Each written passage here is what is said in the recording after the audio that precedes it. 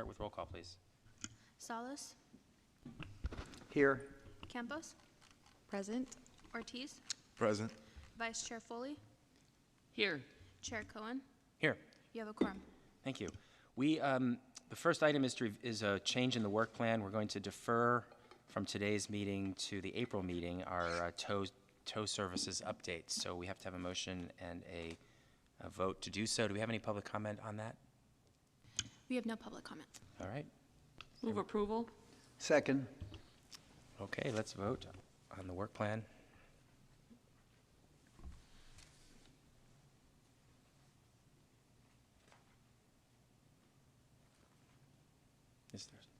Did everyone vote? No. It's weird, the numbers here it says 3-0 with one not voting, but there's 5 of us here. So I don't know. I assume everyone voted yes, though. Yeah. All right, so that motion carries. We'll see if it works the next time. Okay. We do have one item on consent today. This is the work plan for the Climate Advisory Commission. Do we have any public comment on the consent calendar? We have no public comment. All right, back to committee. Move approval of consent. Second. Okay, let's vote.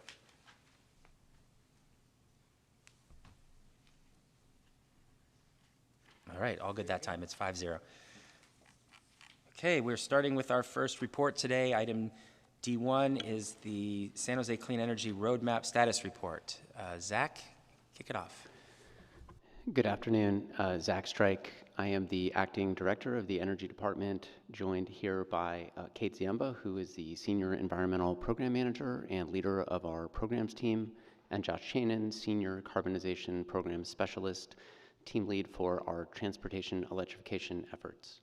And today with our annual update on the status of our programs roadmap.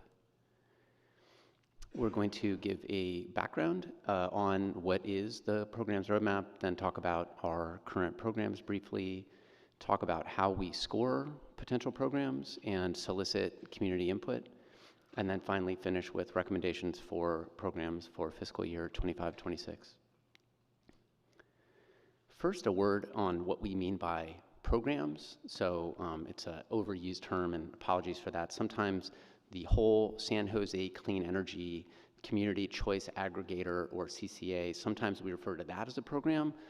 And so this is not, we're talking about, and the main majority activity for San Jose Clean Energy is the supply of clean electricity for most of the city.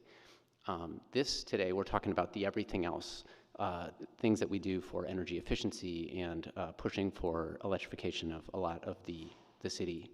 So, without further ado, San Jose Clean Energy began developing programs when we launched service in 2019, and we then embarked on a 2-year stakeholder engagement process to develop the program as a roadmap, which guides the types of programs we'll offer over the next several years. It's always a looking forward several years. Our programs focus on 6 areas, as you see on the slide. Improving equity and affordability underpin all of these areas.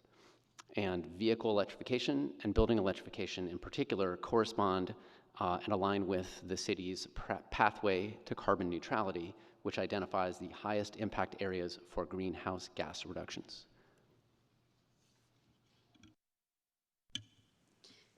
So we are currently implementing 8 programs for San Jose Clean Energy customers.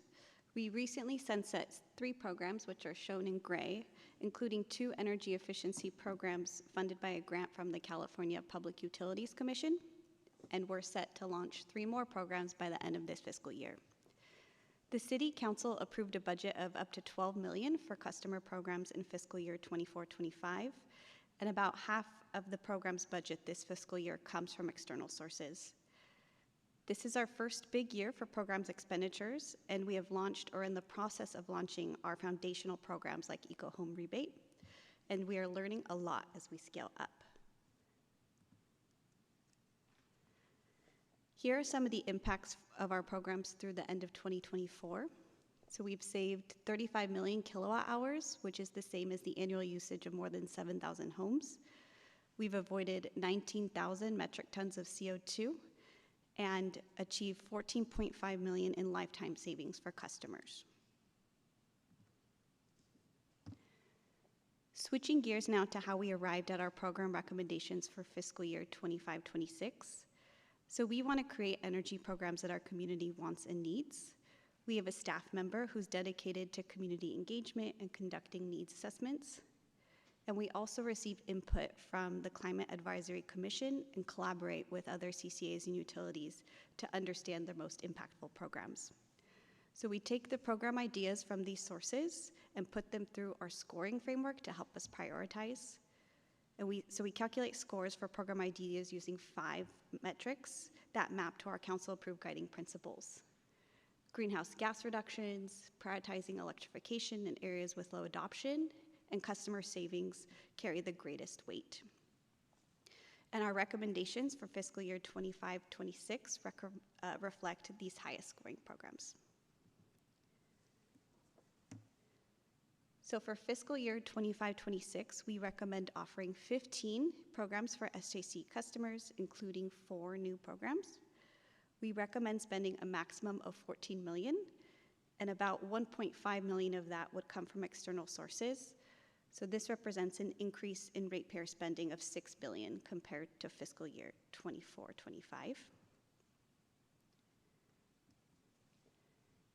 And implementing our program recommendations in fiscal year 25-26 will result in avoiding an estimated 65,000 metric tons of carbon dioxide, which is equivalent to about 1.3% of total community-wide emissions in 2021. And our recommended $14 million programs investment is estimated to create $37 million in lifetime customer savings. And for context, $37 million is roughly the same amount of savings that we project from our rates this calendar year. And now Josh will go over each of our recommended programs in detail. Hi all, thanks for having me. First up, we'll go through our vehicle electrification programs. We're recommending to continue implementing 3 programs and provide 2 new programs. First up is the DC Fast Charging Hubs pilot, which was approved by City Council in 2022 and would provide, allow a developer to come onto city properties and install 4 to 7 fast charging hubs, own and operate and maintain those to offer low-cost charging in charging deserts in San Jose. Next up is a multifamily EV charger incentive. This pilot was launched this past fall and was designed to stack on top of an existing PG&E program and other state programs. It incentivizes level 1 and level 2 charging at multifamily properties to make multifamily charging more affordable and get projects to the finish line. Next, we have our EV education program. This is an award-winning program for San Jose Clean Energy and provides experiences like ride and drives and other education to communities with low EV adoption in the city. And next, we have 2 new programs we're proposing and recommending. We have the residential EV incentive. This is an incentive for customers to purchase or lease EVs. It's a point of sale rebate, which means the customer would receive the incentive at the time of sale at participating dealerships. And this would reduce the initial cost of purchasing an EV, specifically for low-income customers and customers in environmental justice communities. And lastly, we are recommending the EV Advisor. This is an advisory service for customers looking to make the EV transition and would help them find and use public charging, along with provide technical assistance for those looking to install EV charging at home. Next up, we have our building electrification programs. Similarly, we're recommending to continue implementing 3 programs and offer 2 new programs. First up is a suite of programs that we launched this past December. That's the EcoHome Rebate and EcoHome Payment Plan. EcoHome Rebate provides incentives for customers to install heat pump water heaters and heat pump HVAC systems and other electrification upgrades. And the EcoHome Payment Plan offers zero interest financing and on-bill financing for customers looking to do home electrification. Next, we have our workforce development. We are currently wrapping up outreach with the electrification workforce, figuring out the suite of programs that we'd want to recommend to council, and we'll be doing that at a later date. And finally, we have 2 new programs we're recommending for building electrification. We have heat pump education, which similarly mirrors the EV education program, providing workshops and working with CBOs to get the workforce ready for building electrification and specifically heat pumps. And lastly, we have Home Electrification Advisor, similar advisory services to the EV Advisor, providing support for folks looking to install electrification technologies at their home, providing support for technical assistance, and even going as far as electrification plans for their home. Next, we have our Distributed Energy Resources programs, in which we're recommending to continue offering 4 existing programs. First up is Solar Access, which right now provides a 20% discount to customers and is 100% funded by the CPUC. Next is our Peak Rewards Virtual Power Plant program. This program pays customers for shifting their electricity use off-peak or shifting during grid emergencies, and helps our procurement. So it makes electricity procurement cheaper, and we pass those savings on to customers. Next is our Residential Battery Storage Incentive Program. We're looking to launch this in the next couple of months, and it would provide incentives for customers to install a home battery and link that up with their residential solar. We'd then be incentivizing those customers to enroll that battery in the Peak Rewards program to further their savings. And lastly, for Distributed Energy Resources is our Residential Super Off-Peak pilot, which is also known as Midday Super Saver, which incentivizes customers to shift their EV charging or other electricity use to off-peak times from 9 a.m. to 2 p.m. with lower electricity rates during those times.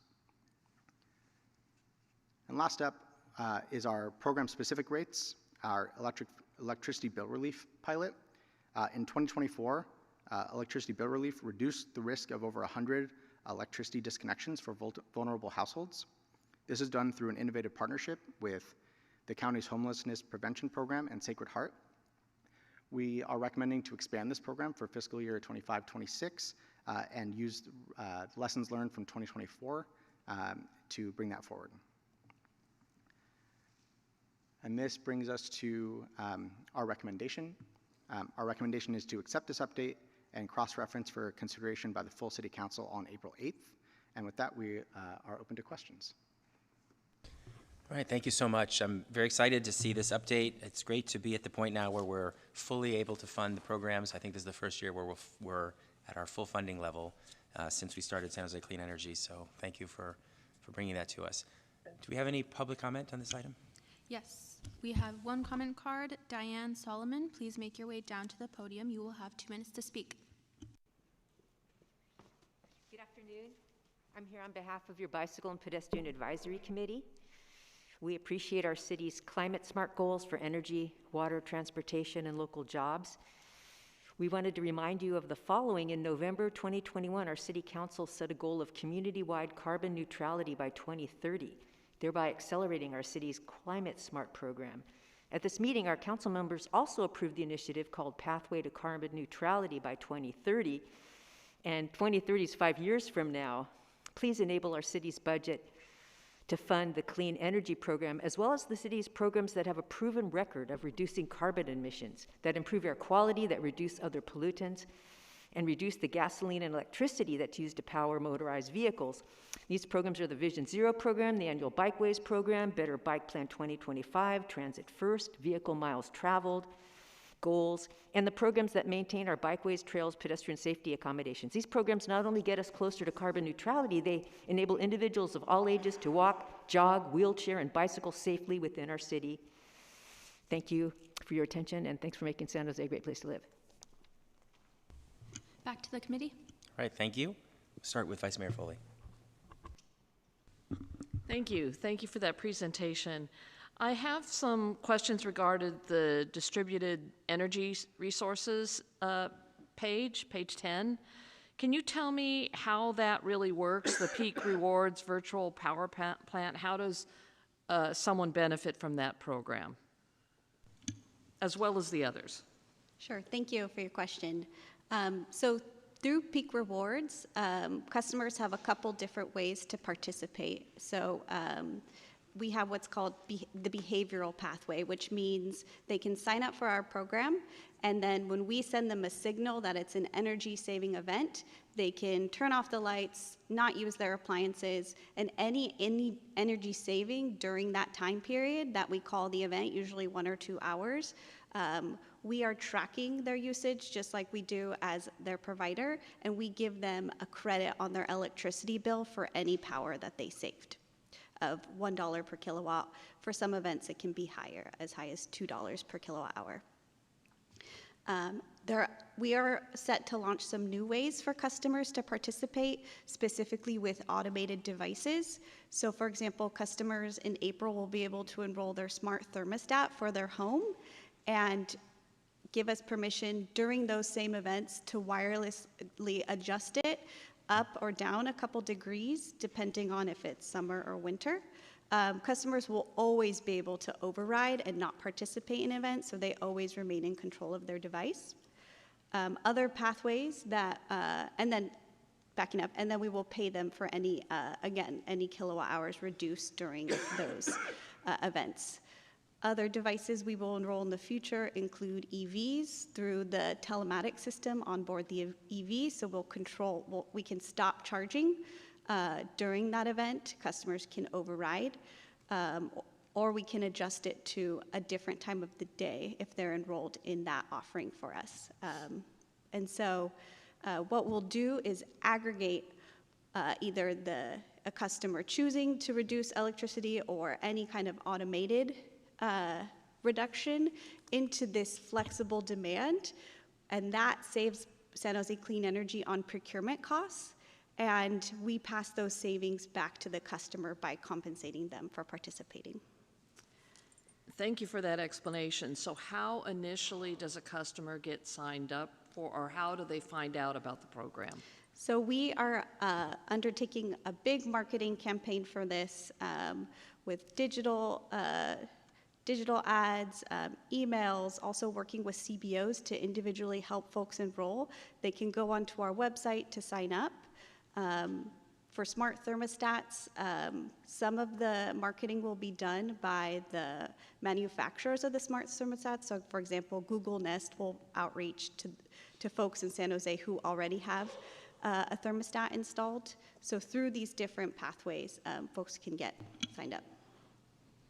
Okay, so if someone already has a smart thermostat and they have solar panels and they have a EV charging in their home, they're going to get notification from us about this benefit, and then on certain circumstances they're going to be notified, now's the time to reduce your energy.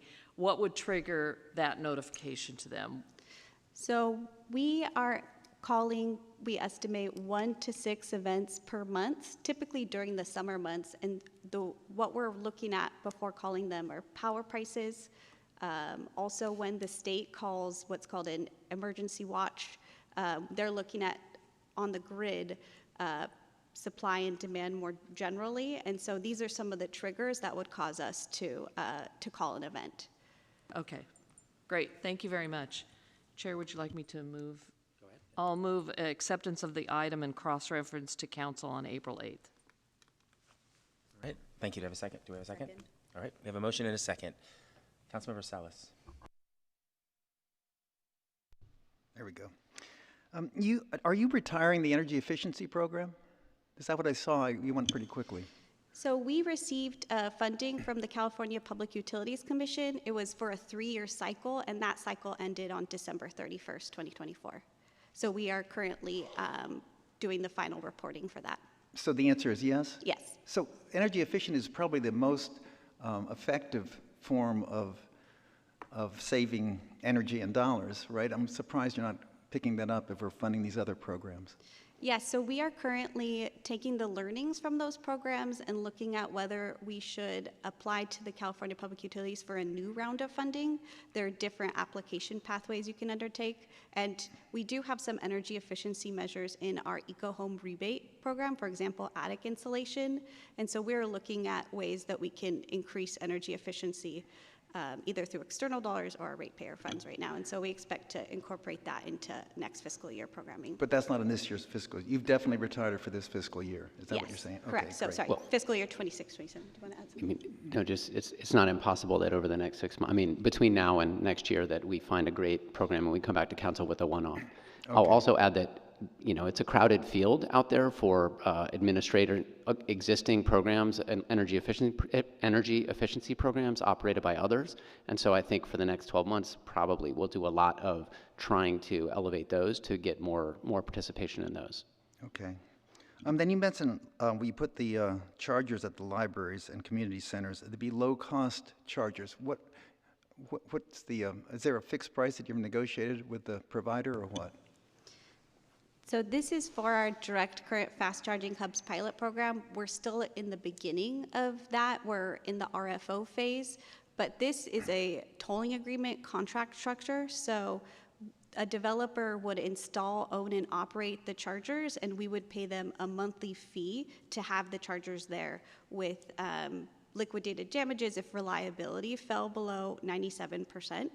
And because we don't own, or because of this contract structure, San Jose Clean Energy can set rates. And so we would use this opportunity to test different pricing structures, things like 9 a.m. to 2 p.m., unlimited charging, lower rates for low-income customers, for example.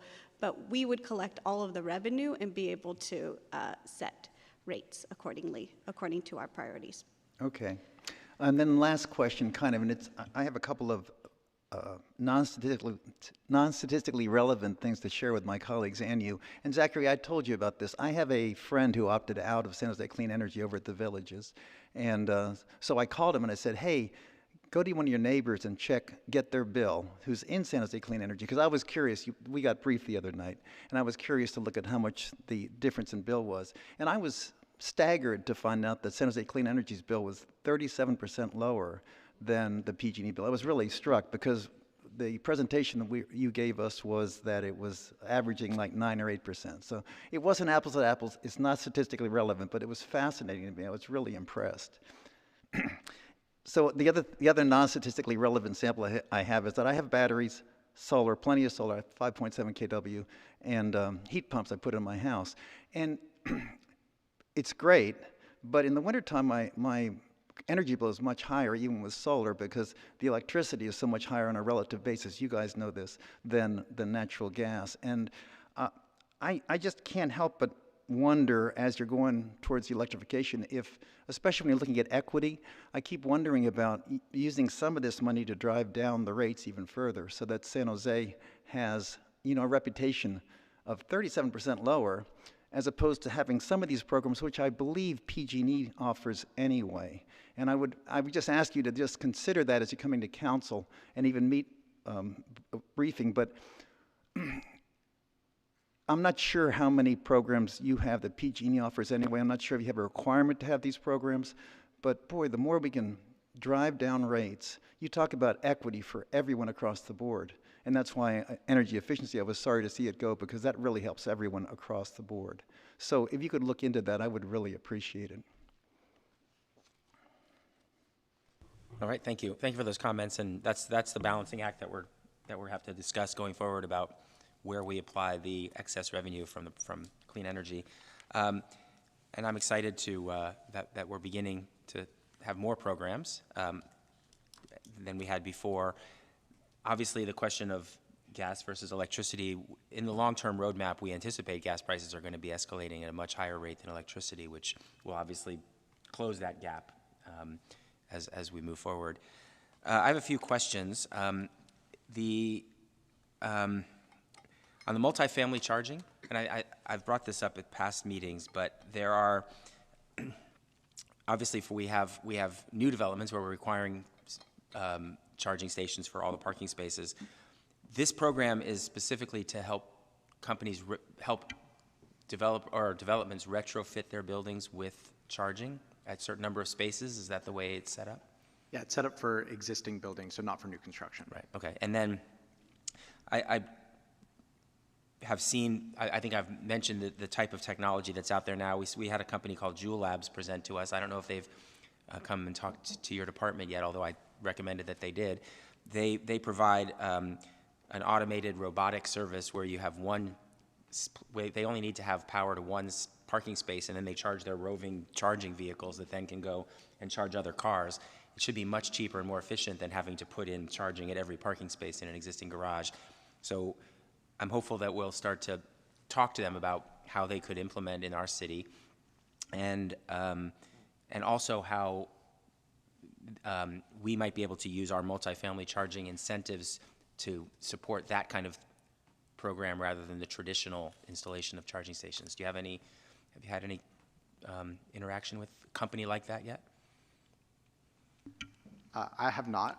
One thing that's on my mind as we continue forward is a new protocol from PG&E called virtual submetering, which I think is going to continue to reduce costs at multifamily properties without the need of directly hardwiring a charger to a unit in order to get billing on their PG&E bill. So we are continuing to explore other options through the multifamily charging program that will reduce the cost per port on these projects, because it can be quite pricey. Yeah, and the nice thing about this kind of program is that the company which provides the roving charging station would obviously then be able to charge the customers directly for the charging service, and we wouldn't have to have this concern that we've had about how we meter the parking garage to individual meters within the building. So certainly I think something we ought to keep our eye on and potentially add to the portfolio of options. Thank you for answering the Vice Mayor's question about how we're going to promote these programs. That was one of the key things I've always asked about. We hear about these great programs, but I don't know that I, throughout the year, ever really see ads and things that tell people how they can take advantage of these programs. So I'm glad we're going to kick off a promotion. On the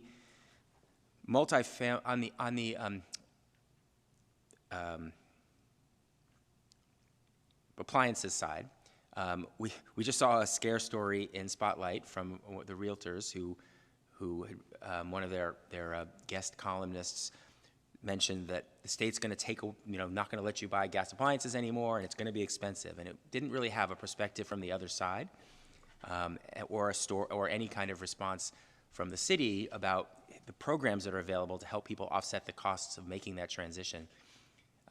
How can we start doing some PR to help people understand that there's assistance out there, so that people aren't going to be on their own when the mandates from the Bay Area Air Quality Management District come in and we can't buy gas appliances anymore? That's a great question. So as part of our huge promotion plan for Eco Home Rebate, a core part of that message is all the other stackable incentives out there. And so we're hoping that, we're also doing a lot of outreach to contractors, and actually contractors are the way that our customers have heard about our program the most. And contractors, so we're doing a lot of contractor education to make sure that they're aware of that.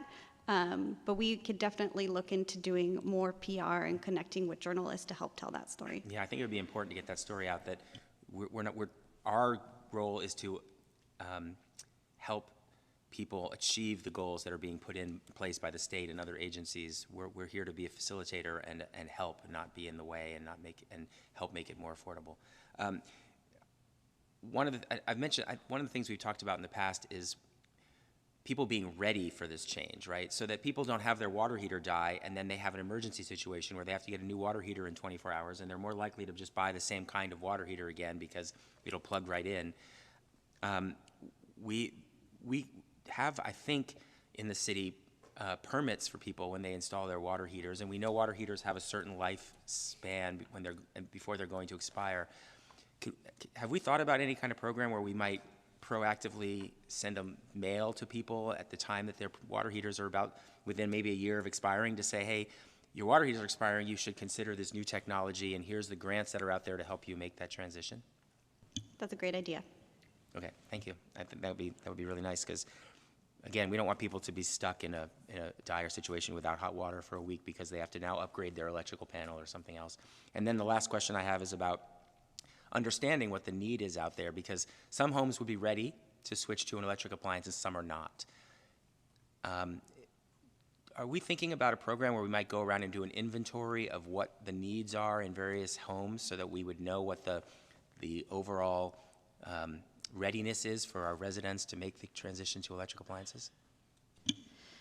A few years ago, the city, led by the Environmental Services Department, worked with the Building Electrification Institute to do a building electrification framework that really dives into the building stock. But you're right in that as more homes electrify, getting some of the highest hanging fruit is going to take some assessments and really get into the data. So we do hope that customers will take advantage of our home electrification advisory service, which can get really granular in terms of giving them a home electrification plan. And we hope that from that data, we'll learn a little bit more about the building stock. Okay, great. I think we ought to keep that in mind as we move forward. And I'm really excited to see in your appendix the continuing investigation of a leaf blower incentive program to help our small businesses phase out their gas leaf blowers and bring electric leaf blowers online. So looking forward to having that come back to council sometime in the next year. I don't see any other hands up, so let's move to a vote on the motion.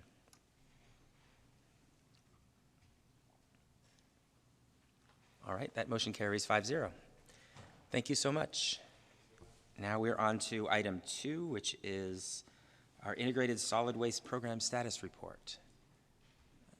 And I don't know, Lori, are you, or?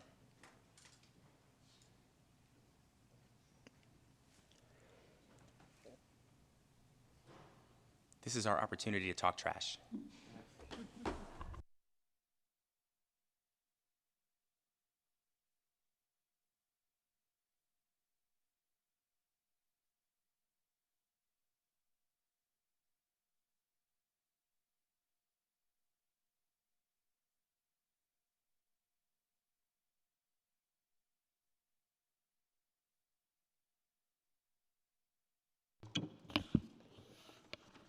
Good afternoon, council members. Lori Mitchell. I'm the Acting Environmental Services Director, and really happy today to be joined by Valerie Osmond. She's our Deputy Director over our Garbage and Recycling Services, as well as Jenny Loft, who is our Public Information Manager.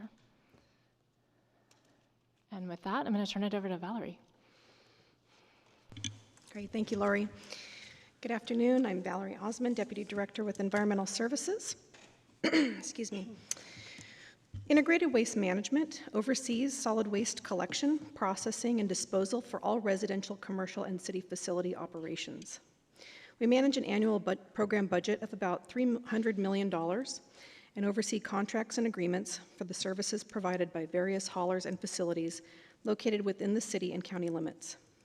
This reduces transportation-related greenhouse gas emissions from having to transport material long distances for processing and disposal. We have an enforcement team that ensures solid waste-related municipal code compliance. We maintain over 1,300 public litter cans throughout the city, primarily located in business districts. San Jose participates in Santa Clara County's Household Hazardous Waste Program, and the city's permanent household hazardous waste drop-off facility is located at the Environmental Innovation Center. It's the primary drop-off location for countywide residents and small businesses. Residents can make free drop-off appointments at the facility or drop off items with retail partners located countywide. Small businesses can also drop off household hazardous waste at the facility for a nominal fee. Our programs provide essential services to the entire community, servicing homes and places of business at least once a week, and our customer satisfaction survey results remain consistently high. Our programs also surpass solid waste mandates and provide ease of use and exceptional value to our customers and serve as examples to other jurisdictions. When we talk about diversion, we're talking about material in the waste stream that is kept out of the landfill. This includes recycling and organics, such as food scraps and yard trimmings that are sent to compost. In fiscal year 23-24, our citywide diversion rate was 63%. Our program goals surpass the state's 50% recycling mandate. Our residential program has a diversion rate of 65%, and our commercial program saw an increase from 47% to 49%, which was mainly due to improvement projects at the green waste, renewable energy, digestion facility, which allowed for better recoverability of material that's organic. Recycling right is a really important part of diversion, and while our report covers all of our amazing solid waste programs, we'd like to highlight some of the significant work that we've been doing in this last year in the area of residential recycling and reducing recycling contamination. So with that, I'm going to introduce Jenny Loft, our Public Information Manager, who will talk about our extensive Recycle Right campaign. Thanks, Valerie. Hi, I'm Jenny Loft, Public Information Manager for ESD. Since July 2019, ESD has conducted a robust Recycle Right public education campaign. Previously, outreach was conducted by our solid waste contractors. Here are a few examples of our Recycle Right campaign, which has over 80 tactics ranging from traditional flyers to digital platforms to provide recycling tips and how to recycle right to our diverse communities. We also partner with the San Jose Sharks and use their imagery on digital platforms and buses, as you can see here. For the Spanish-speaking audience in San Jose, the campaign has targeted tactics, including digital and radio advertising, television commercials, and interview segments. We also deployed tactics designated for the Vietnamese-speaking audience, including digital and newspaper ads, television interviews, and radio spots. All of these efforts have actions that we ask our residents to take, and for more information to visit sanjoserecycles.org in English and our 2 other websites in Spanish and Vietnamese. All have over 400 recycling items to help residents learn what is recyclable or not. Once they have that info, they can recycle right. As of January 2025, we had close to 1.6 million users on sanjoserecycles.org since the launch of the website in 2019. We have consistently seen a median number of visits of about 25,000 users. However, in January, we saw a jump of almost 300% increase from December to January. Next slide, please. ESD's outreach efforts also include engaging directly with our diverse communities. We table on average at over 20 events a year, including the TET Festival, Viva Calle, and Silicon Valley Pride. Last fiscal year, we also presented at about 50 neighborhood associations. We continue to partner with the San Jose Library System and Parks and Recreation Neighborhood Services to look for additional ways to connect with our community. For instance, we had a successful event in December 2024 with a bike giveaway event in conjunction with the Tully Library's Winter Holiday Festival. Our Vietnamese-speaking staff spoke to over 300 people at that event. All of these efforts help us hear directly from our community on how we are doing, how we can improve, as well as provide professional recycling tips to recycle right. Thank you. This ends my portion of the slides. Back to you, Valerie. Thanks, Jenny. Okay, so as Jenny mentioned, we're working to inform residents to recycle right and combat recycling contamination. Contaminated recycling is costly, generating a lot of cost and effort in additional sorting and disposal. Here are a few of the specific efforts that Integrated Waste Management has implemented to help reduce recycling contamination. On the upper left part of the slide, you can see our larger garbage cart study. It's a recent study that we launched, and over the last couple of years, we deployed larger garbage carts to about 8,500 single-family homes at no additional cost to homeowners. We conducted this study to measure the impact to recycling contamination, to see if additional garbage capacity resulted in better recycling sorting, since the thought was that some residents may place extra garbage in their recycling carts because their garbage carts don't have enough capacity. Results have been somewhat inconclusive. In this study area, recycling contamination reduced minimally, and overall contamination was still around 50% or higher. On the top right, you can see our in-mold lids that have been installed in approximately 11,000 recycling carts. These have bold graphics, minimal text, and are in 3 languages. These help provide useful information at the point our residents place items in their carts. These will continue to be installed in carts as they are replaced. In the fall of 2024, we mailed nearly 340,000 residential garbage and recycling guides to all single-family and multifamily households. You can see the cover of that on the bottom right. This 12-page guide provides useful information about our entire program, and that includes household hazardous waste, junk pickup, appropriate set out of carts and piles. It's in 3 languages, and while the results are not as measurable as some of these other things that we've been doing, we believe that this outreach has had a positive impact. As of January, the contamination and recycling tagging team pictured on the lower left visited about 75,000 single-family homes, leaving oops and good job tags. Both of these versions of the tags include really helpful information about our program, and carts were still collected unless they contained household hazardous waste, which happened pretty infrequently. This appears to be one of our most effective outreach tactics in reducing recycling contamination. During our contract extensions a few years ago, we worked with our 2 recycling contractors to develop a process to measure single-family recycling contamination. Starting in fall of 2020, our first set of results came in at 51% contamination. That means that about half of what was in recycling carts were non-recyclables, either in the form of garbage or they could be good recyclables that were contaminated with food and liquid. We attributed some of this to the many residents who were working and attending school from home. And although we'd already began implementing many outreach tactics in 2020 and 2021, such as the larger garbage cart study and the in-mold lids, the 2022 study results came back at 57%. So now our results, after deploying several additional tactics over multiple years, we're very pleased with the results of the 2024 single-family curbside study. It shows a 28% decrease to 41%. We really do applaud our residents for doing a great job of recycling right. And at 41%, we still have some work to do to continue improving the quality of our recycling, but we're very pleased with the results. We saw the most significant improvement in the areas of the cart, where the cart team visited, and especially when there were overlapping strategies of the cart team and or the larger garbage cart study and or the lids. All right. Actually, I'm going to step in if we could go one slide back. Kip Harkness, Deputy City Manager with the overall responsibility for the city's infrastructure, utilities, and emergency management function.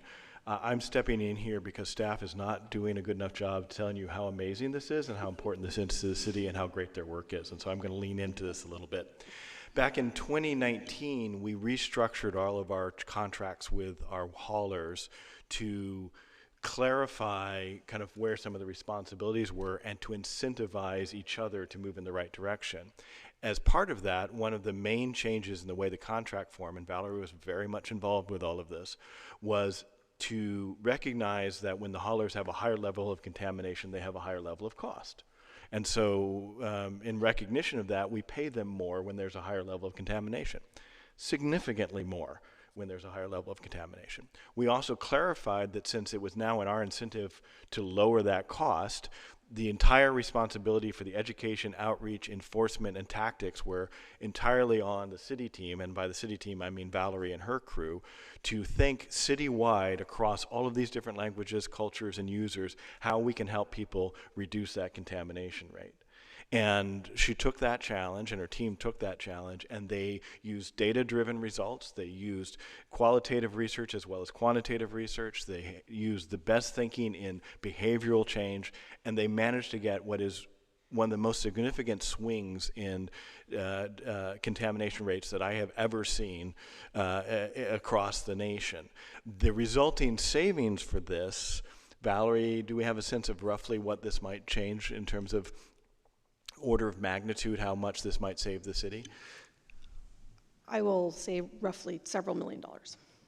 Probably over several $1 million, because I think it's going to be more close to $10 million or so, but that's me. So these shifts that they've done with this innovation are resulting not only in a less contaminated waste stream, which helps us meet our regulations, is better for the environment, but dramatically reduces the costs that are being passed on to the ratepayers. And they did all of this in-house while doing all their other work. So I just wanted to pause for a second and acknowledge that. Thanks so much, Kip. All right, moving on to the not as nearly as exciting world of regulations. The city's solid waste program complies with multiple solid waste regulations centered around waste reduction, recycling, organics diversion, and climate change. Staff worked with the city's intergovernmental relations team to track major waste and recycling bills introduced in the state legislature during the legislative session. We want to highlight some significant and exciting updates from 2024 related to plastic packaging and new legislation. Senate Bill 54 is the Plastic Pollution Prevention and Packaging Producer Responsibility Act. It is a landmark extended producer responsibility law passed in 2022 that will reduce single-use, non-recyclable plastics, increase recycling, and place less burden on cities and ratepayers. Assembly Bill 2346 expands local jurisdictions' options for meeting the recovered organic waste product procurement targets set by SB 1383 regulations. It will assist us in working towards complying with this requirement of SB 1383. Senate Bill 1053 closes the loophole in the city's plastic bag ban, which was established by SB 270 in 2014. Currently, non-recyclable thicker plastic bags are classified as reusable under this law, and therefore allowed to be provided to customers by stores. SB 1053 closes this loophole beginning January 1st, 2026, where grocery stores, convenience stores, large retail stores with pharmacies, and other stores covered under the existing law may only provide paper bags to customers at the point of sale. Senate Bill 707 requires companies that produce textiles, such as articles of clothing and towels, to establish collection sites for customers to drop off textiles and conduct outreach to the public on these collection sites and information on textile repair. This will help extend the life of textiles and give consumers an accessible method to recycle textiles, which will result in reducing the amount of textiles disposed and reduce contamination in the city's recycling stream. Moving on to SB 1383 implementation updates. SB 1383 is one of the most significant waste reduction mandates to be adopted in California in the last 30 years. Environmental benefits associated with it include fighting climate change, improving air quality, donating edible food to those in need, and diverting tons of organic material from the landfill.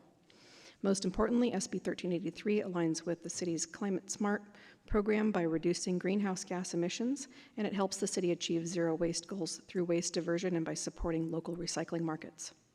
The city was awarded $1.45 million in CalRecycle grant funding, and in February 2024 was awarded an additional $2.49 million to support ongoing implementation efforts.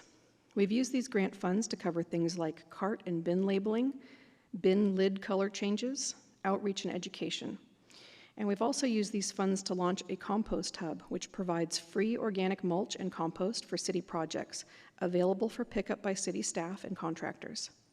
We've also added a wet receptacle assistance program, also called WRAP, which reduced costs to San Jose businesses by providing up to $500 worth of inside receptacles, making it easier to separate and collect organic waste, also known as wet waste.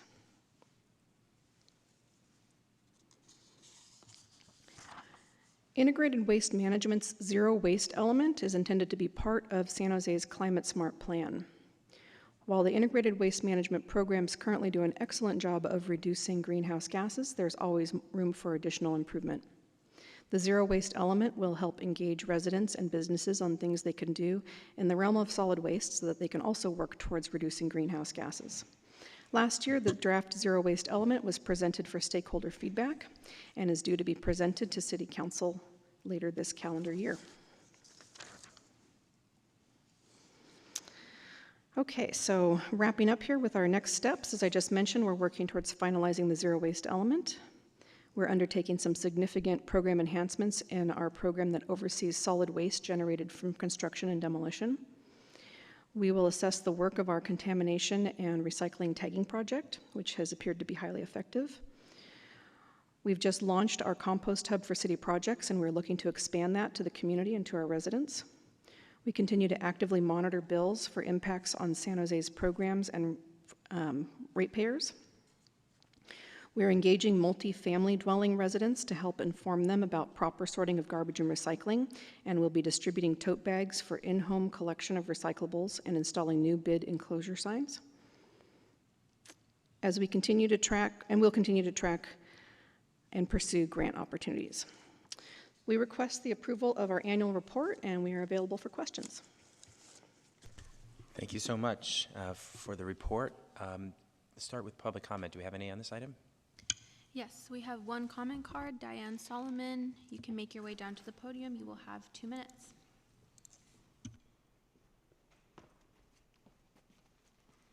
Good afternoon. I'm here on behalf of your Bicycle and Pedestrian Advisory Committee.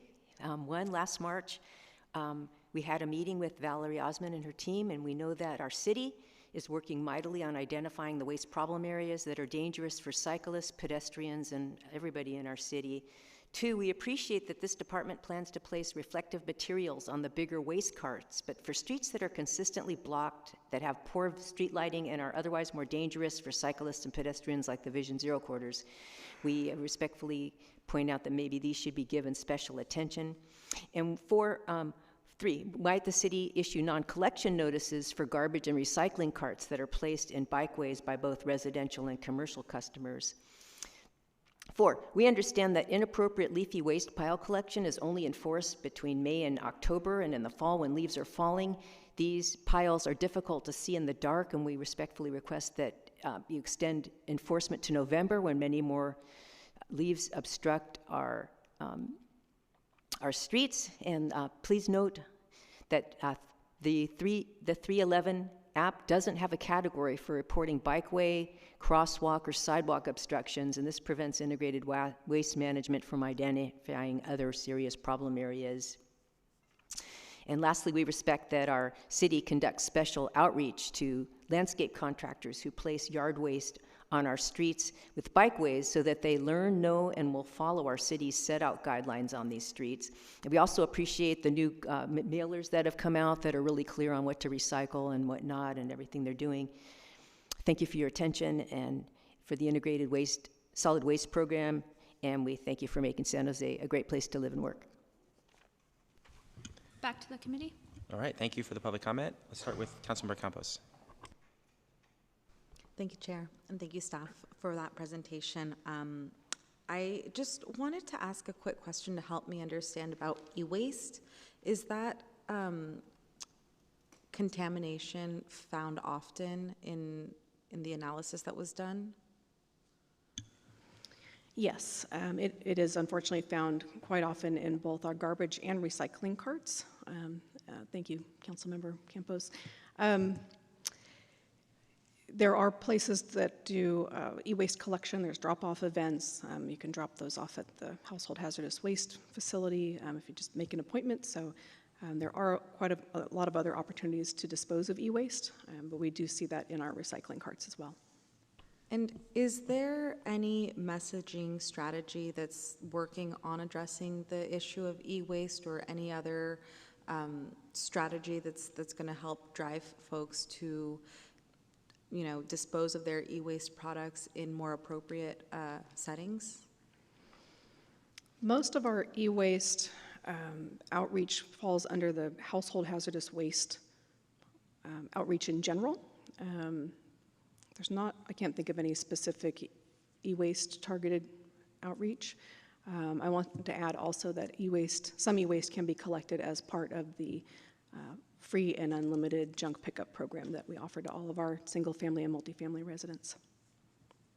Thank you. I know that our residents get very excited about dumpster days, and the e-waste, in a very tech-driven society, is something that we'll have to be mindful of. So thank you for your response to my question. Okay, thank you. Councilmember Salas. I just wanted to second what Kip said. Kip, thanks for speaking in. You have one of the most unglamorous jobs in this, except for the people who handle the sewer and storm. You're right down there. But thank you very much for what you're doing, the way you're doing it. This is really this is highly appreciated. I have 2 questions. One, there was some legislation you mentioned about single non-recyclable plastics, single-time one. There's this feeling out there, a lot of media about the fact that most plastics don't get recycled. What do we know about that? And I've heard that, it's 7%. All those recycled plastics, barely 7% actually get reused. Thank you, Councilmember Salas. That's a good question. It's a tough question. I will not claim to be an expert in the world of recycling. So our recycling haulers, the ones that collect the recycling, they are also responsible for sorting and then marketing those recyclables as commodities. So they are able to market them, at least here in San Jose, and they do a great job of working with their partners on getting those items recycled. Yeah, the single-use plastic items are challenging right now. There's some existing legislation that requires customers to request utensils and straws and condiment packets and things like that. And then this new legislation is going to take that a little bit further. Okay. And the next question, there is, this may apply more to my district, which tends to be downtown, but I think my colleagues in their commercial districts possibly. There's a proliferation of dumpsters from the restaurants and things that have just, they get put out and they never get taken back in. I was in New York, Manhattan recently, and they've completely got rid of all dumpsters, and they have this plastic bag situation that they've set up. Would you consider looking at that as the years evolve? Because it's really interesting what they've done to get rid of all the dumpsters from all the commercial, especially the restaurant people in New York. Thank you for your question. I'm not really familiar with how New York processes their waste. I know it's typically more in bags than in bins. I think for our commercial hauler is Republic Services, and for ease of collection, the bins make a lot of sense. The other is very labor intensive of having to get out of the truck and lift those bags. We have been working with the Downtown Association and working with the local businesses downtown and trying to navigate how to put those bins out and get them back off the street in a timely manner. So that's an ongoing conversation with local businesses. Thank you. And then one last question. When can I get one of those tote bags? I love the artwork. Are they out yet or not? They're not. Those tote bags are great. The artwork was by, I think, a local youth during one of our youth art contests that we did, and so it's going to be a fun item. It's got education and outreach on all sides of it. I think even on the bottom. They are intended for our multifamily residents. So we'll get those out to our multifamily complexes. They're intended for residents to be able to use them in their homes to collect recyclables and then take them out to their bins to dispose of their recyclables in the correct bin, hopefully, or to take them to redemption centers to get their money back on cans and bottles. Well, if you get me, I'll go out to the multifamilies in my district. Thank you. Thank you. And that's a question. One of your questions, Councilmember Salas, is one of the ones that I've asked about a lot, which is what really happens to the plastic that's separated at the recycling facility. I know it's always good for me to get a refresher on this because my understanding is our hauler is responsible for telling us what diversion rate they have, but we don't necessarily get an idea of whether once they divert it and send it somewhere, whether it actually gets recycled or not. Do we have any kind of feel for, or I know there's some proprietary elements of this where they don't have to tell us, and the people they supply it to don't want to tell us. Do we have any kinds of numbers that we can say to people about what our plastic diversion rate and actual recycling rate is? Thanks, Councilmember Cohen. I don't have any numbers on plastic in particular. We know our general diversion rate in our different programs, and that's, we reach those numbers in different ways. Again, our recycling haulers, the way those contracts are set up is that they take the risk and then they reap the reward. So as they are able to market material, they make profit off of that, and likewise, they take the risk. So I think the best way to look at it is they are selling commodities, and unless the person purchasing the recyclables, the commodities, if they're not able to use those, then I don't think that there would be a market to purchase them. So we like to think that because those recyclables are being purchased, then they are in fact being recycled. Okay, thank you. I just, again, also want to thank you for the improvement in the contamination rate number. That when I saw that in the report, the 16% improvement, that's just an incredible number over a 2-year period.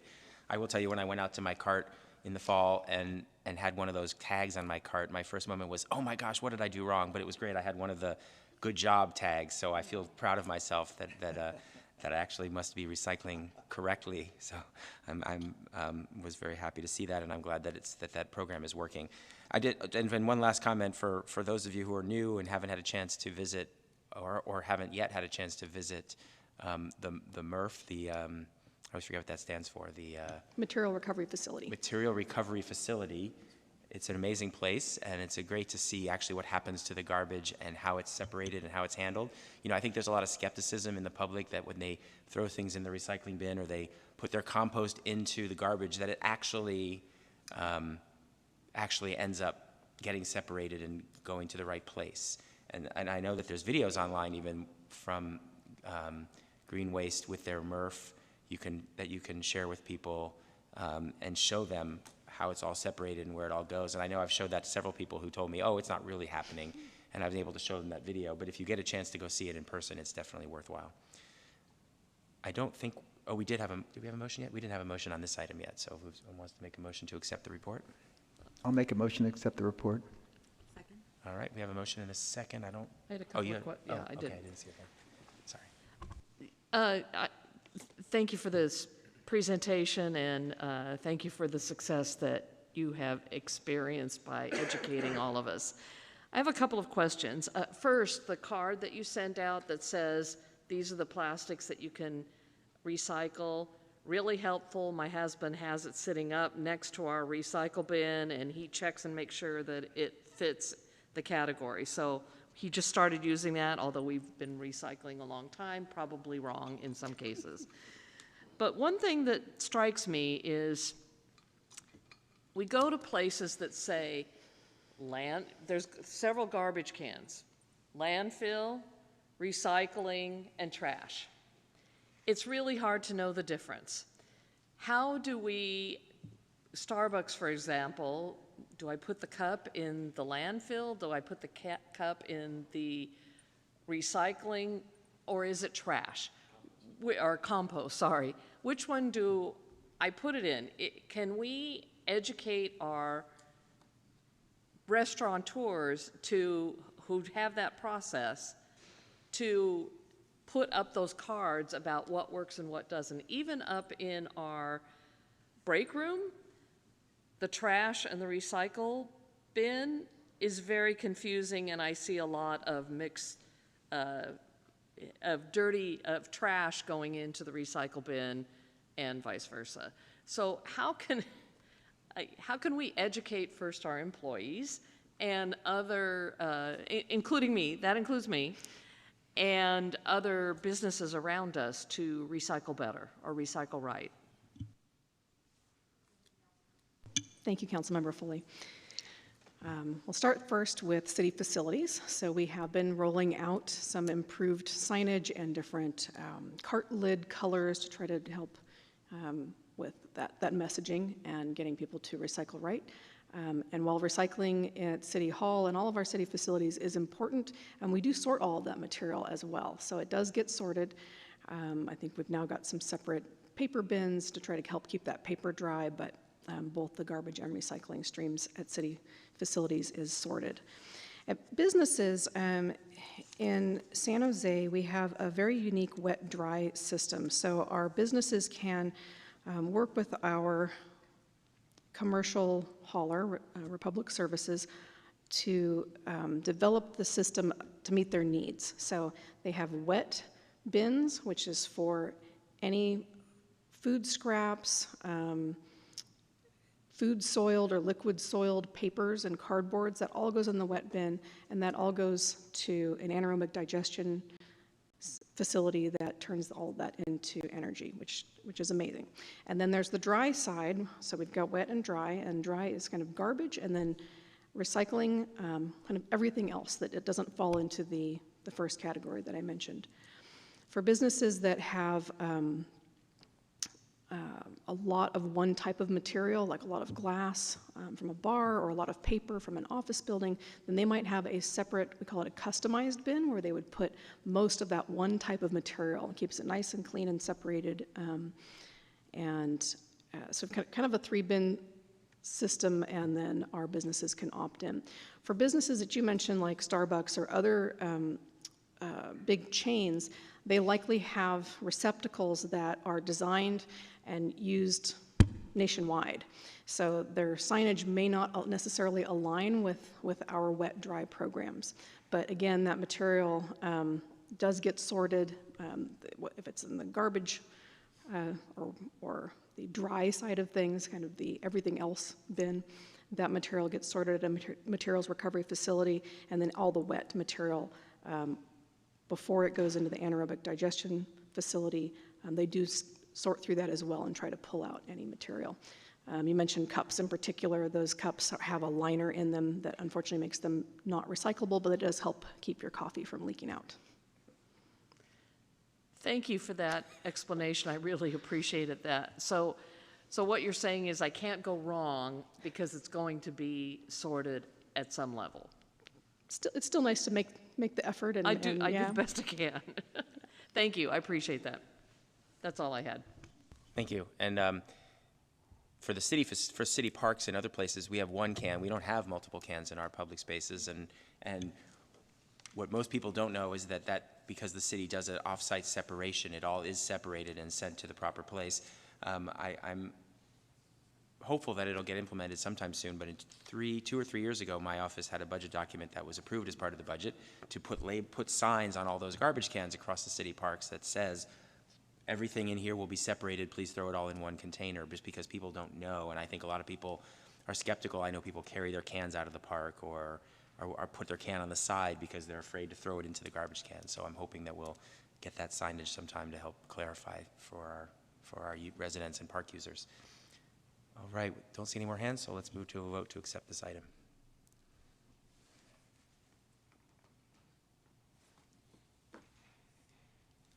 All right, motion carries 5-0, and we're on to the third item. Thank you so much. This is the annual report of the San Jose Wastewater Facility Capital Improvement Program. Lori, you're gonna get us going? Yes. So again, Lori Mitchell, I'm the Acting Environmental Services Director, and very excited to now be joined by Kapil Verma. He's our Deputy Director over our CIP, and David Olson, who is our Principal Engineer.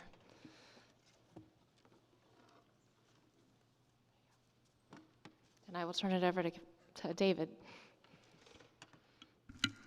Good afternoon. David Olson, Principal Wastewater Engineer with the RWF CIP. I'm here to present the annual status report for the period covering January to December 2024. As a quick reminder, the CIP is based on the plant master plan that was adopted back in late 2013 by the cities of San Jose and Santa Clara, which recommended more than 100 capital projects to be rehabilitating and modernizing the RWF. In early 2014, staff completed a validation process that prioritized these projects and formed the basis of the CIP that we have been implementing over the past 11 years. Through the end of December 2024, we have completed 36 projects and committed over $1.1 billion for the planning, design, and construction of critical rehabilitation projects at the facility. We've also received numerous awards for our program as well as our projects, including the more recently completed Headworks project. The adopted 5-year CIP is $544 million programmed for construction projects, with roughly a quarter of that allocated for the current fiscal year. During this reporting period, 6 projects reached substantial completion, or essentially the end of construction phase.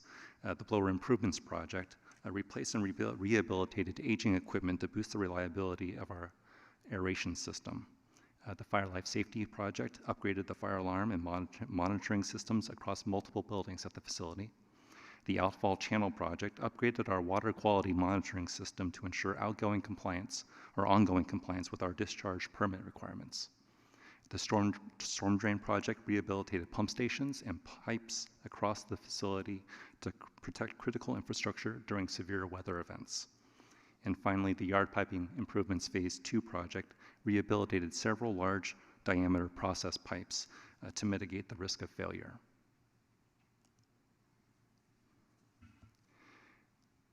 As mentioned, the original master plan was adopted in 2013 and outlined a vision for the RWF through 2040, addressing aging infrastructure, regulatory compliance, increasing flows and loads, sea level rise, and community values. With these factors remaining critical, significant changes over the past 11 years have necessitated a formal update to the technical portion of the plan. The technical update will incorporate projects completed since 2013, assess the impact of recent changes on previously identified drivers, reevaluate and update recommendations for future improvements, and extend the planning horizon through 2050. In June 2024, staff engaged Jacobs Engineering to perform the technical update. The outcomes will include a detailed assessment of all recommended capital improvements for the next 25 years, as well as update project descriptions, scopes, schedules, and costs. The technical update is expected to be finalized this spring. During this reporting period, we had 16 active projects. This chart shows the 14 of those projects are being delivered using the design bid build delivery method. The projects highlighted in green have advanced a stage in our project delivery model during the last calendar year. The other 2 projects are being delivered using the design build approach. We had 2 projects during this period that were in feasibility and development. For the additional digester facility upgrade project, our project team hosted an open house event for potential design builders last September, ahead of advertising a request for qualifications this March. The Building 40 VFD room HVAC project was initiated last April to construct a new system to protect the variable frequency drives that control the blowers in Building 40. Last year, the consultant developed design alternatives for the new system, and the 50% design is expected this May. We also had 4 projects in design or bid and award last year. For the camera and card reader project, the consultant completed the conceptual design report and started preliminary designs. And for the yard piping improvement phase 3 project, the design was completed and the project was advertised in December.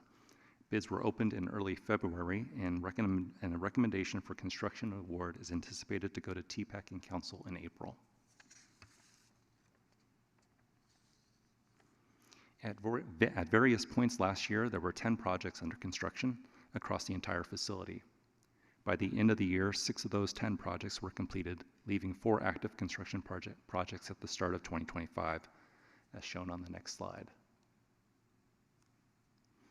Of the construction projects shown, we expect the dewatering project shown in blue, or number 1, and the filter rehabilitation project shown in green, or number 3, to be completed this year. And those are the 2 projects we would like to highlight for you over the next few slides. The dewatering project began construction in summer of 2021 and is expected to reach substantial completion this fall. The project is constructing a new mechanical dewatering facility and support structures that will change the way that the facility processes biosolids. The completion of this project will allow the RWF to begin transitioning out of the existing open-air lagoons and drying beds. We now have a short drone video of the construction to share, which was taken in December. The building you first see is the new main dewatering building that houses the sludge feed pumps, polymer injection system, the dewatering centrifuges, cake conveyance system, and operation offices. The smaller building in the back is the truck loadout building, where the dry cake is conveyed from the main dewatering building and is hauled off by trucks. This building contains the cake bins and loadout bays where trucks can enter and receive the dry cake from the bins. The 4 photos on the left show the dewatering building in various stages of progress. This facility needs an incredibly robust support, needs to be incredibly robust, to support the massive centrifuges and other industrial equipment it contains. The photos on the right show a small portion of the infrastructure within the building.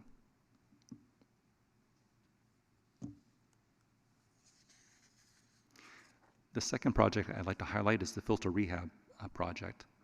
Construction began in fall of 2021 and is expected to reach substantial completion this spring. The filtration process is one of the final steps in the wastewater treatment process.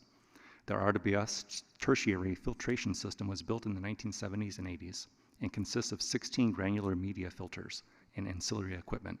The project is rehabilitating structural, mechanical, electrical, and instrumentation elements of the system.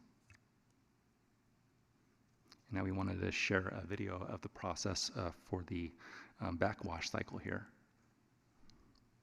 So this is one of the tanks that we're rehabilitating, and air is pumped from below to dislodge sediment that has built up. That sediment is filtered up to the top, overflows into troughs, and is removed. Each backwash cycle moves between 7 and 16,000 gallons of water, and the backwash is needed to preserve the efficiency of the filters. And then here are just a few construction photos of the project. On the left, staff is performing tests of new equipment as part of the standard startup process. And on the picture on the upper right shows the serpentine chlorine tanks undergoing rehabilitation. And the bottom right photo shows welding work on a backwash pipe.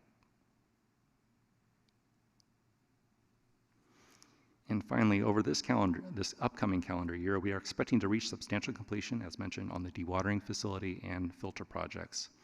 We plan to advertise both the RFQ, or essentially the request for qualifications, as well as a request for proposals for design builders for the additional digester facility upgrade project. We are anticipating obtaining council approval to award the construction contract for yard piping phase 3 and the design build contract for additional digesters.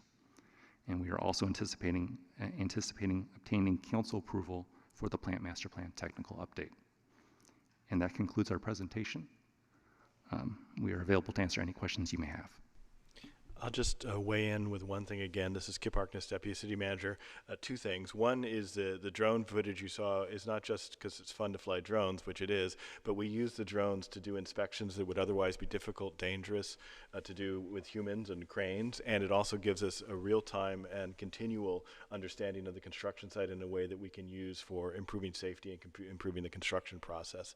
And then second, and I know you've had the study session, so I won't spend too much more time on this, but one of the things I want to highlight is if you look across construction projects, right, and you think of them from a data standpoint, and you think about the types of construction projects that are likely to come in on time and on budget versus those that are likely to come in over schedule and over budget, there are characteristics that are common on each set. If you look across the database, there's an international database of about 16,000 different projects that has analyzed this deeply.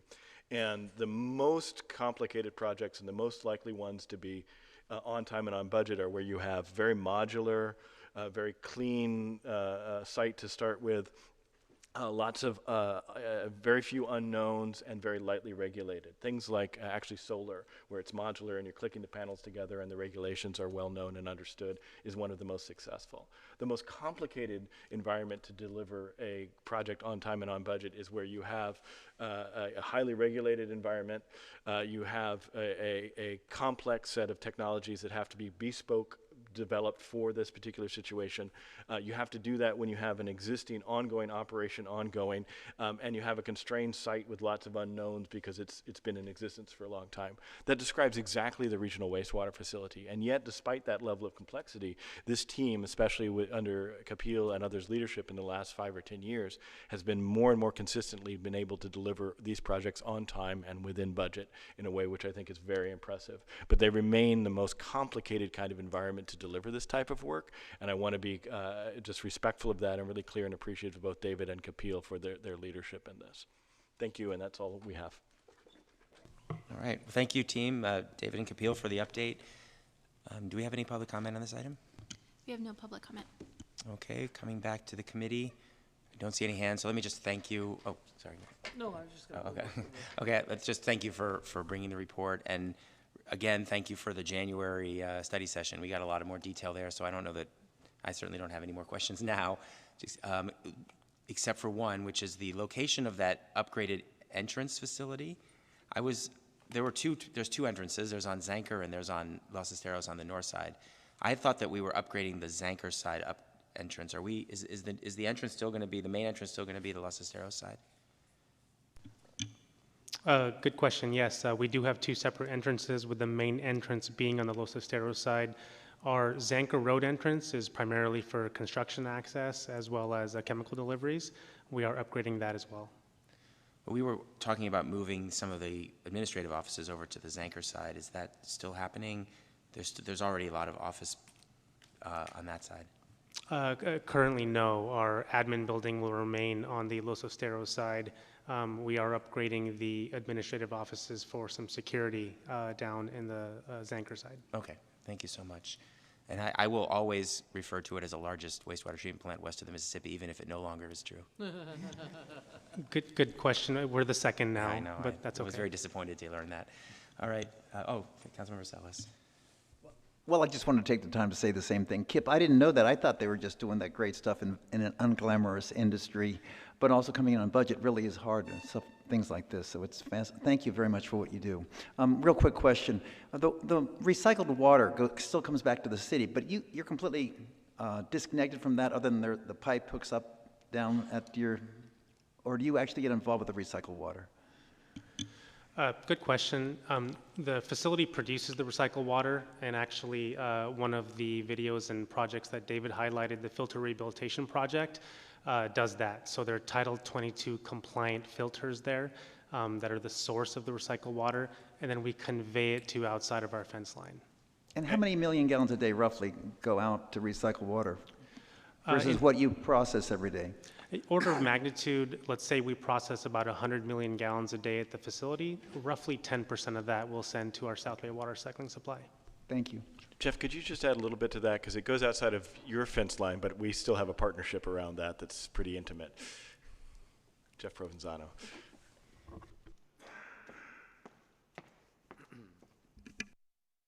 Thank you. Good question. Jeff Provenzano, Assistant Director, Environmental Services Department. Yeah, and thanks to Kapil to that answer. It's about 10% of the product water goes out into recycling. We also have a partnership with Valley Water that produces an ultra-pure form of recycled water, and we blend that. It improves our water quality and better customer service, better for cooling towers and for outdoor landscape and irrigation. So we do have a partnership with them, and we're pushing out about, in the summertime, about 28 million gallons a day. That's our peak usage is summertime. So a good chunk of water, about somewhere between 5 and 7% of San Jose's water supply now is coming from recycled water throughout the year.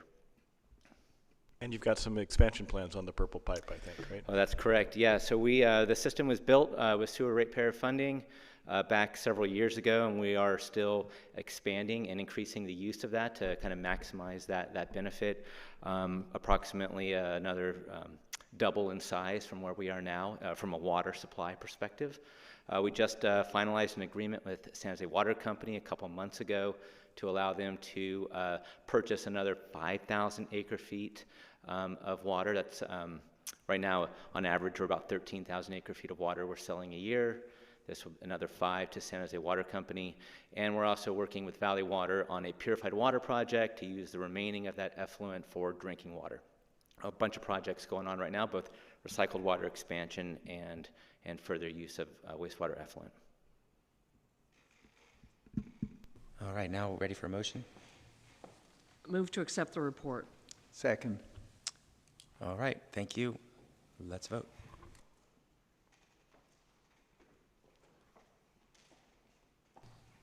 All right, that motion carries 5-0. And we're on to our last item today, which is the stormwater discharge permit report, one of our favorite topics.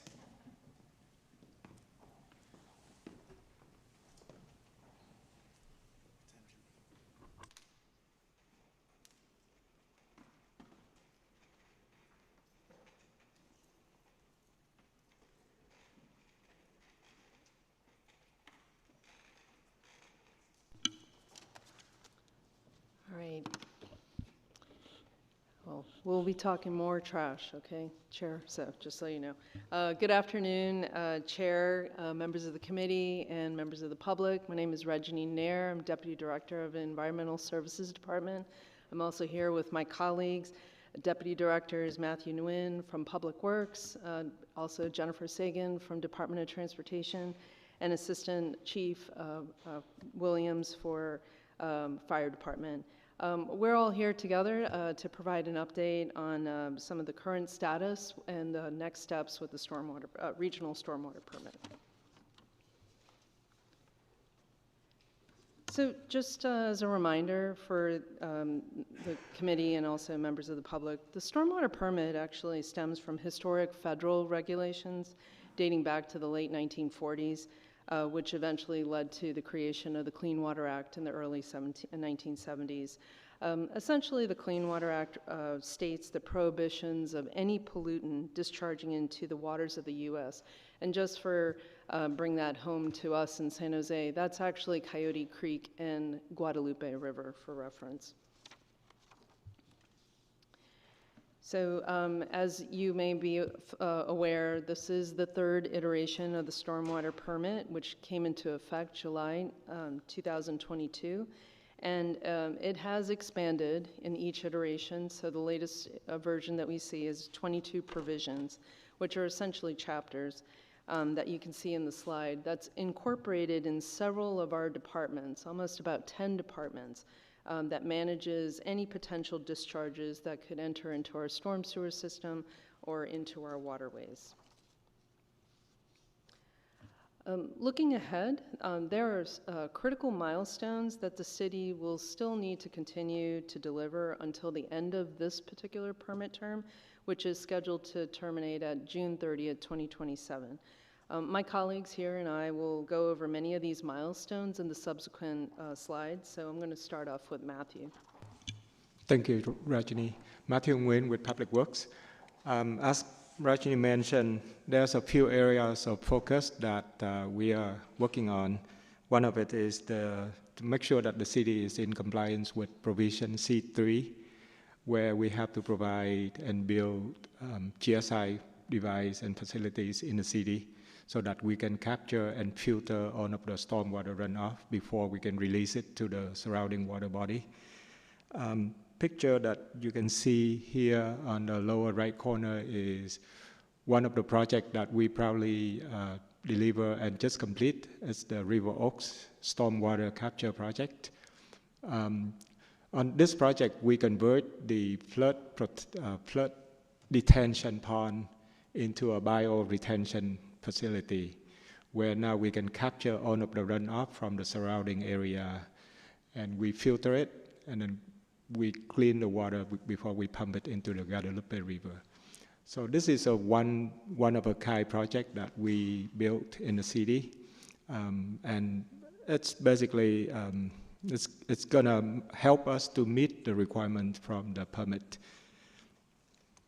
Beside this project, staff also working on planning for new GSI projects in the city, and also we are working on developing and creating a new alternative compliance program, as well as the in lieu program, so that private developer now they can come to us and they can have an option to either build it off-site if they don't have room to build it on-site, or they can pay into the in lieu program so that they stay in compliance with the permit.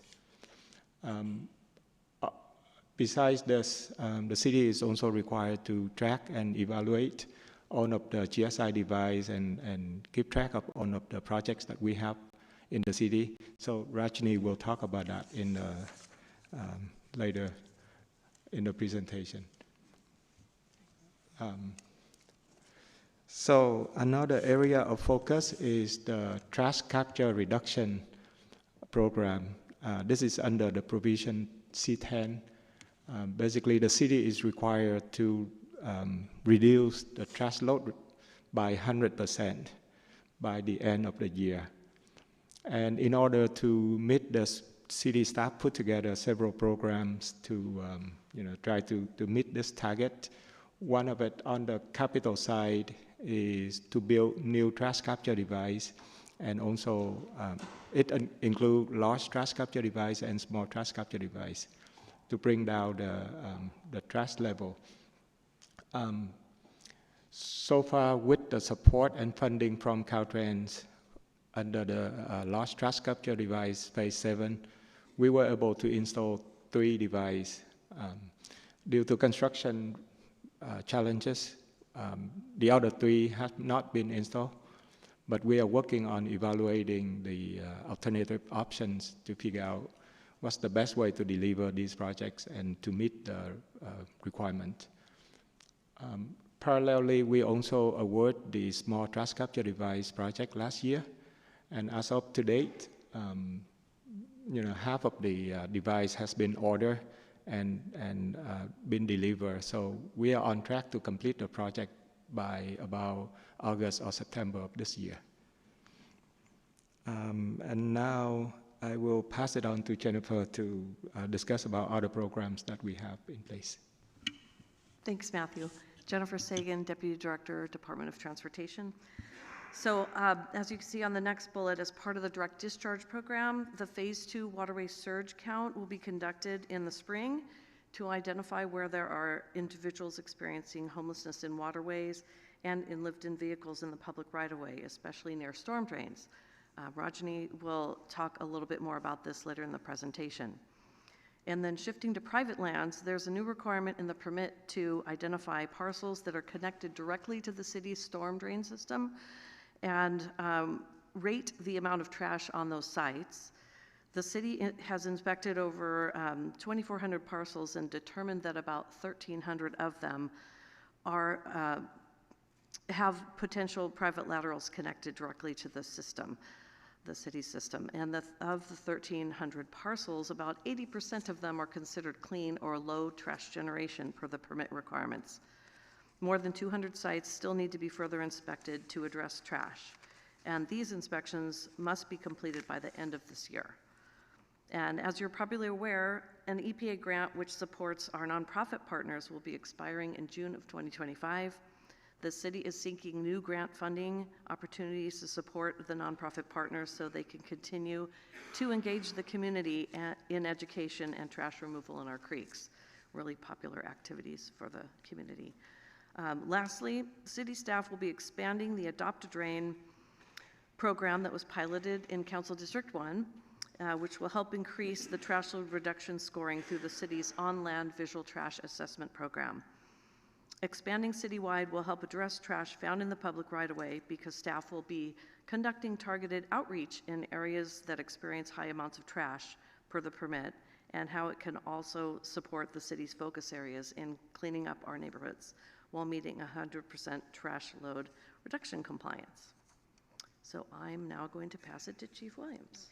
Oh, actually, I have one more slide. Okay, let's keep going. Okay, shifting gears to C10 and C12, the mercury controls and polychlorinated biphenyls controls. They focus on removing these items from the storm collection system. These provisions focus mostly on old industrial areas in the city and our ongoing efforts to monitor, investigate, and enforce requirements for properties that contribute PCBs called source properties or may have the pollutants on site due to an outside source, and those are called moderate properties. The Department of Transportation will be implementing some additional enhanced cleaning, which could include cleaning storm sewer pipes, which we traditionally don't do, conducting additional storm drain inlet cleanings, or additional street sweeping in the areas that are identified. And the city will continue to determine any buildings built before 1980 that are planned for demolition that could contribute to PCB pollution. Okay, now I will pass it on to Chief Williams. Thank you. James Williams, Assistant Fire Chief, San Jose Fire Department. So in terms of the efforts of the fire service and the fire department here in San Jose, we've actively been engaged with departments throughout the region, working on what will be the first regional firefighter discharge response report, and that'll be due in September of 2025. And so we're working through that process actively. And then once that is submitted and approved, we will continue to work on training for all of our staff, both the hazardous materials team as well as all of our firefighters. We have started efforts with treating discharge at 108 incidents this past year. About 53% of those incidents we ended up using dechlorinization tablets as part of that process. So we're actively working and training on that, but again, looking to enhance that further once the report is submitted. And then, of course, we continue to evaluate large industrial sites to ensure how those sites are managing their firefighting discharge on its properties to meet stormwater permit compliance. So as they go forward, should they experience fire, there'll have to be methods for them to utilize to treat the water, contain the water, address any potential hazardous runoff. So with that, I'll turn it over to Rajani. Thanks, Chief. So as Jennifer shared in the earlier slide for provision C10, about the waterway surge. Just for the committee's awareness and the public, mapping where encampments and lived-in vehicles reside is actually a requirement under this new provision, C-17, which focuses on the discharges of unsheltered homelessness and populations. The city did submit a base map or a baseline map back in 2023. And each agency or permittee that has this stormwater permit was required to submit an updated map, and so that's what we're in the process of doing. Overall, the intent of this provision is to implement best management practices to address trash and sanitary discharges from individuals experiencing homelessness and evaluate and assess the effectiveness of these practices. And lastly, the city is partnering with Valley Water to help remove a lot of these large trash objects that are within our water channels along city-owned properties. And this is going to be within the perimeter of where the direct discharge plan focuses. This is critical to meet not only just the stormwater permit, but also to comply with the Clean Water Act. And last few provision updates with regards to C20, which is a cost reporting. This is the first time ever the city will be required to submit a summary of the total costs for staffing, capital, operations and maintenance, costs for publicly owned water quality devices, and as Matthew described, some of this are the green infrastructure and full trash capture, for example. And currently staff is compiling this, and as you can see, we're dealing with 10 different departments, so it's quite an exhaustive effort to submit as part of the annual report in September. Also, the C21, which is an asset management plan, as Matthew mentioned, this is where we are trying to compile, develop the plan and create that inventory. And also just ensure that we're analyzing the full life cycle costs of all these devices, because the Water Board has been finding that many of these devices are not maintained, and a lot of agencies don't have funding for these things, and so that's part of the reason why this provision was created. So we need to submit the plan June 30th, 2025, and we need to start implementing July 1st, 2025. So in closing, ultimately, the goal of the stormwater permit is essentially to ensure that that agencies have programs in place to address actually all the human behavior that could potentially impact water quality. And the photo that you see here, courtesy of Keep Coyote Creek Beautiful, these are before and after photos, which highlights the importance of protecting our waterways and ensuring this precious gem, we have 130 miles of them, can be enjoyed by all. So thank you, and this concludes our presentation. Thank you so much for the report. Do we have any members of the public wishing to speak? We have no public comment. All right, start with Vice Mayor Foley.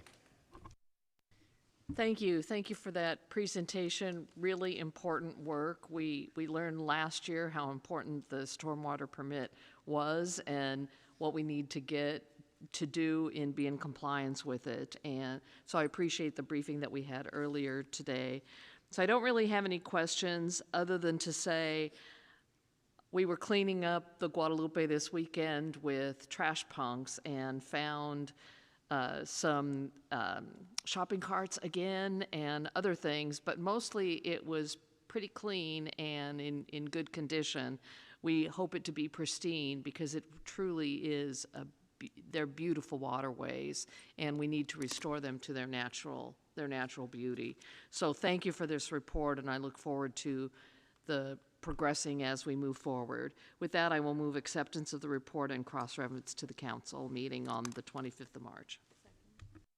All right, we have a motion and a second from Councilmember Campos, and now Councilmember Campos. Thank you, Chair, and thank you, staff, for this report. It's really good way to understand the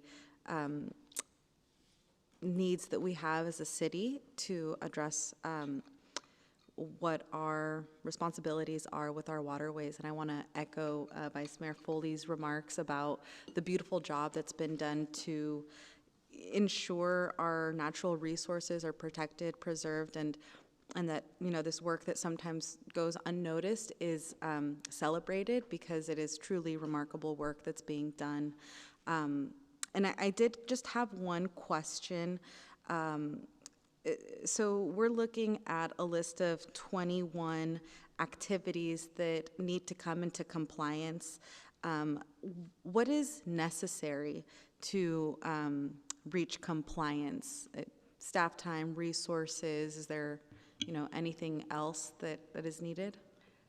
So, thank you for the question, Councilmember Campos. Each of these provisions are very unique and have various requirements, but I will say the ones that we highlighted, that Matthew highlighted on C3 with the green infrastructure, and Jennifer talked about with C10 on the trash load reduction, I would say that's the most critical one for the city to comply, achieving that 100%. That is a legal requirement that needs to be achieved, and it's documented very explicitly. So I would say those are the most important, and as you can see, all the activities that are happening around trash with what's happening in the waterways with our partnership in housing and parks and recreation and so forth. So I would say that's more important. So Kip, if you want to follow up. That's correct. I'll just add on, this is Kip Harkness, Deputy City Manager. One of the structural difficulties for us is that these demands have been increasing over time from the regulatory agency fairly dramatically, but we have no source of funding that is adequate to meet these new regulations. So our existing funding that relates to stormwater allows us to do some of this work, but even doesn't actually cover or is eligible for most of the new regulations, and the amount that we get is far below what we need. So we have a gap and a deficit that we're having to fill with general funds and other funds, whereas in most utilities, for example, the regional wastewater facility, when there is a requirement for that facility, we might have to increase the cost, but we're able to translate those back into ratepayers and directly recover the cost directly from the ratepayers. Here we're in an odd situation where we're having to recover from the larger taxpayer base, which is pushing in on services like police, fire, parks, which are normally paid for with general funds. So one of the key pieces that we need to unlock in the next year or so is exploring alternate means of taxes or fees or financing that are more directly connected to this, so that we don't have to keep coming and looking for these broader funding sources beyond what the utility requires. And again, these Reggie and team have done a remarkable job on this, but these expectations in the most recent permit have dramatically increased from previous years. And C10 was noted that had some construction delays. What kind of what has happened? What are those delays that we're looking at? Yes. Right now, thank you for the question. Right now, we're still working with our city attorney office as well as the contractor to try to resolve the issue that we have at hand. It's a very complicated issue related to high groundwater table and the way the contractor interpret the plan and spec. So it's still in dispute right now. So that's holding up 3 large trash capture devices, right? That is correct. Yes. Okay. So then my last question, and I think you've been helping to answer this, but I'm understanding that there are activities that need funding. Can you help us understand if we are funding all of the activities appropriately to meet compliance on time? I'll take my initial. So last year, we did allocate enough sufficient funding to start the process in addressing particularly the trash in the waterways was one of the biggest, and also bio-waste that from lived-in vehicles that are residing on our streets, you know, because there could be a potential of discharges within our storm drains. Is it enough? There's not quite enough, but our regulators at least understand that this is a systemic issue. This is not something that can be resolved overnight. And as we proceed to keep addressing this, I would say meeting 100% is the most critical and where those investments can go. But then there's opportunities where economic impacts, right, with our developers, with building green infrastructure. These are other necessary things for us to ensure that we're meeting compliance, but also supporting our community. So I would say that's where the investments really are critical. And Kip, if you want to add more. Yeah, it's correct. I think we have every belief that we are going to continue to be in compliance with the amount of funding that we have. That has included over $27 million of additional funds last year alone, plus an extraordinary amount of funding through grants and other resources that we've been able to secure. So the question of sustaining that level of funding and sustaining compliance is a big one. But at the moment, the team has a solid amount of funding. In fact, one of the biggest challenges this year is absorbing that amount of funding and making sure it's spent well in response to the in particular the C10 and supporting the homeless folks along the river. So at the moment, we have, thanks to your direction and hard choices that you've made, we have adequate funding for this year. We will be coming back this year again and asking for a very large amount of funding to continue this work. Thank you for the response. These are some big numbers that we're working with, and so definitely need to make sure that we're on track and distributing in a way that's going to help us reach that 100% compliance. So thank you. Thank you. Councilmember Salas. I was also at a creek cleanup this weekend on the Coyote, and it does look a lot better. But are you getting traction? And actually, once it's, an area is posted, no encampment, are you getting traction for follow-up with either PD or, I guess, our housing department that it's actually working? Because I know I've done creek cleanups for years, and it's starting to get better, I think, because they're posted, but I don't know if you're able to get any traction on that with PD, like, boom, when someone moves in. Well, I believe we have representatives from Parks and Recreation who have been tremendous in really leading this effort in establishing no encampment zones. So I'm going to defer to both Olympia and Cupid, so from Housing Department. And as Olympia and Cupid come down, I'll just frame it with, this is actually one of the things that we have been building into and is new. Previously, Olympia and her team have been in the literally Sisyphusian task of cleaning up, going out, and cleaning up again.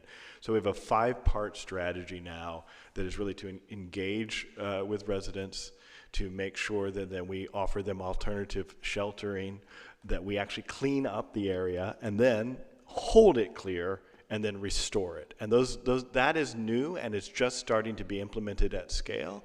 And so with that, I'll let Olympia give me the real deal here. Hello, good afternoon. I'm Councilmember Salas, Olympia Williams, Deputy Director of Parks, Recreation, and Neighborhood Services. When we started the work on our waterways, this year we are clearing 12 miles that are in the direct discharge area of encampments. As those areas are cleared, we are implementing our no return zone policy. So if people do return, you'll see new signs go out to let folks know you can encamp in these areas. We've spoke to everyone, educated those folks, and we're coordinating closely with our housing department, and I'll have Cupid tell you about that. But our goal is once we clear an area, we don't allow encampments to return, and if they do return, we abate them immediately so that people don't get established in those zones once again.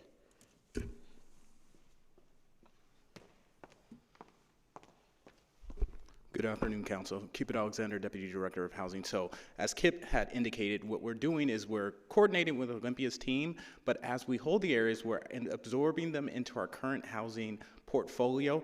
The extended opportunity that we're going to have is through the production of what's coming online. So you've heard of the Taylor Street Navigation Center, and then we're looking at the hotel motel strategy. That should be online, we're hoping, in July of this year, and it would allow us to hold and redirect people towards longer term housing opportunities. And then I would say, you didn't exactly answer my question. I'm just curious because a lot of my constituents will call and say, okay, you got it all cleared, and I worked on one this weekend. It's been restored actually to a large extent. But the next day, if someone moves in, how does my constituent really is able to call PD or housing and know that it's going to happen right away? Because once the unhoused has moved in there with a tent, and it goes longer than a day or two, it's really hard to move them. That's my experience anyway. So again, specifically, Someone, you just cleaned it, it's the next day, one of my constituents says, hey, what do I do? There's someone who just moved back in. Yeah. So, Councilmember, we actually have dedicated staff as part of the $27 million that Kip alluded to. We have dedicated staff that manage our no return zones, and they are actually out on routes. So a resident can definitely report that they see a person. We have staff on our no return zone routes. We have staff that provide trash service on those encampment routes. We have a RVP3 team, which provides services to folks living in vehicles. So several eyes on these areas that are no return zones so that we can make sure that we quickly get to those areas so people don't reestablish. And as we see a person that re-encamps, we also make sure that we reach out to housing so that we know that someone has come back into that area. And we can get you those maps so that you'll know what areas are officially the no return zones, because we are still cleaning up some areas that are not yet no return zones. We're being very strategic, though, in linking together like pieces of a puzzle these no return zones. And our experience has been, and please correct me, Olympia, if I'm off on this, if we are, to your point, if we are frequently in there, especially with somebody who's able to be humanely interacting with folks but clear about these facts, we have been feel like we have some success in preventing the reestablishment. But to your point, if we look away and let a couple of weeks or a month pass and let one or two folks get in there, then they're more likely to entrench and stay. So we want to do this in a humane way and not have to abate folks. And the best way to do that is to be really clear with them before we get a larger encampment reestablished. And I'm really sorry to belabor this, but my constituent says, who do I call? You say you have people who are going around. The best thing is the eyes on the ground and the people who live right there. Who do they call? I'll make sure that we, after they call me, yeah. Is right. Call Olympia. They're not calling. And then I'll call you. Do not call Olympia. So what they can do is I'll send you the information. We have a reporting form that people can report, or they can call our office or email our office. They can do it in various ways. I'll call one of you two then. All right, is that my job? Yeah, that is your job. Thank you. That's why we needed you. All right, thank you so much. Just quickly, you mentioned at one point the waste from RVs going into our storm sewers. It's important as we move into this year's budget discussion again to be considerate of how we're going to make sure that we are cleaning up after the RVs that are on the street, because that is another source of some of this contamination. And I want to invite everybody here to come up to North San Jose on April 1st for the ribbon cutting of the GSI infrastructure at River Oaks. Beautiful facility along the Guadalupe River and really important part of our strategy.